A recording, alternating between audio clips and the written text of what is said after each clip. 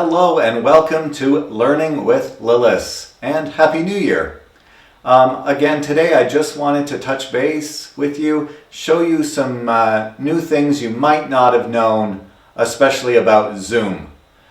So again, we've all had a bit of a break. It was nice, relaxing, but now we're back online in the full swing of things. So I want to make sure you're kind of getting the most out of this application that we use every day. So let's hop on the computer and take a look at some of the recent updates. Okay, so here we are now in Zoom. And now I've put this nice Montreal Canadiens locker room as my background to celebrate the opening of the NHL season on Thursday. Yay! So in one of the more recent updates, and it happened actually back in December before winter break, breakout rooms. They added this feature to let participants choose rooms. So again, really great if you've got older students, adult learners, whatever, like so on Wednesdays for PD, if you want to have different breakout rooms, the host could name them ahead of time, and then the participants could pick what group they wanted to be in. Again, just lightens the load of the host. Instead of them having to try to organize everyone and put them into the groups, then the people can decide themselves. Security here. So a few little things. So during the meeting, might be great if you want to allow students or not allow them to share their screen or to use the chat. If you're having a problem with the chat and the students are just not listening and they're abusing the chat, you can turn those things on or off right there, as well as the ability to rename themselves. So again, it's important that students use their first and last name when they join a meeting, and then a lot of teachers in primary let the students change their name and be a bit silly. So that's fine. Again, it's personal preference, whatever teachers want to do. But here's where you can easily just turn that on or off in a meeting. Same as unmuting themselves, starting video. So just a few things that people could do right there. Lock the meeting so no one else can join once everyone's there. Just very, simple things that are great to have on the spot so you can turn them on or off during the meeting. Again, up here in the left-hand corner, this is where you can get your meeting information. So if someone's struggling, it's not working, you can check and send them the meeting ID, passcode, any of these things. Participant ID. So just again, that it's available right there. It's also a way you can access the settings right from there. Okay, another thing that was added before winter break was screen sharing. So that was a bit of a sneak peek there. So under basic, you've got your desktop, your whiteboard, and whatever Google Chrome tab you have open. If you have other apps open, they will show here as well. But under advanced, up here at the top in the middle, they've added slides as virtual background. So here you could bring in a PowerPoint or a keynote, and then you would appear in front of it. So then students can still see the content, but you would be presenting over top of it.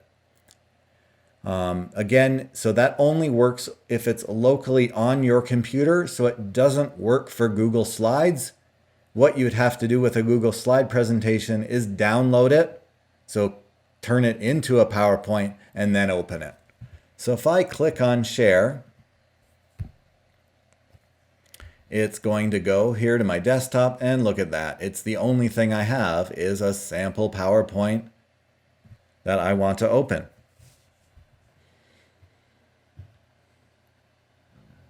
This will take a little bit, possibly. So again, you might see down at the bottom, it's actually opening PowerPoint. So I might suggest you already open PowerPoint, sort of have it ready to go, and then do it that way. So I'm going to skip ahead in this video till it's actually ready.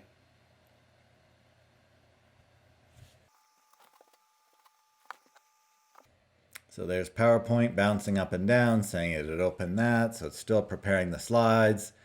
It's going to remove my background, my Montreal Canadiens jerseys there, once it opens. So again, just something you might want to already kind of have ready. So here we go. So now you can see I'm down in the bottom right hand corner. I can pick myself up. I can move myself around. I can click on the corner. I can make myself larger. I can make myself smaller. So again, this, if you do want to start using this, might just take a little forethought and make sure you kind of leave space for yourself in the PowerPoint. So I can scroll through the different slides using my right and left arrows on the keyboard, or I also have a little back and forth on the screen here. So again, I didn't put too much. Again, this was clearly just to demonstrate. Add your title there. Maybe I want to put myself like I'm sitting on it right there. So again, not necessary, but just another way you can kind of make sure you're engaging your students and immersing with the content since you're now part of the content. Okay, so I'm just going to stop that sharing, go back to myself here. And that's really it I wanted to show you in Zoom. Again, play around, look at your video settings, look at your filters, backgrounds. So you've got some things you can do here in your video settings to optimize your look. HD, so mirror my video.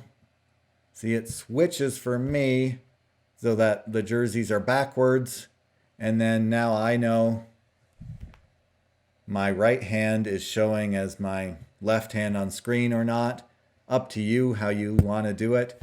Again, if your image is backwards to you, that's okay. It's the right way to the viewers, the participants in your meeting. Touch up my appearance. So again, I have that enabled. It just softens it a little bit. I'm not sure if my lighting's really good enough to see that it's really just sort of softening so you don't see as much crisp detail. So that would sort of help you remove some of the blemishes you might have on your skin. Adjust for low light. I do have that on auto right now. You will see a difference if I click that. See that? That whole side of my face especially, and still the front, got a lot darker. I'm just relying on some kind of indirect sunlight today, and it is overcast. So I've got a window, but no actual direct light. So again, you could have that on auto, or if it's a fair bit darker, you can go in and change the slider yourself to make sure you're kind of looking, at least the way you sort of want to. Okay, so that's, maybe important to you. And again, backgrounds and filters, so you can add your own backgrounds. Again, popular with the younger kids, but older kids like it too. Why not? They love playing around with these video filters as well. They have various like holiday type ones or, silly antlers and things. So again, up to you. Studio effects, add eyebrows, mustaches and beards, change your lip colors. You can be kind of as creative and have as much fun with that as you want. Again, look at some of the settings on here if you want to. Monitors. I adjusted my skin tone. I didn't like that bright yellow thumb. I kind of switched it to a more natural skin tone. Students might like it. They actually have kind of some darker ones as well to represent different ethnicities. Okay, I'll just close the settings now. Okay, so that's all I wanted to show you in Zoom. So again, if you have any questions or any concerns, please don't hesitate to reach out to me.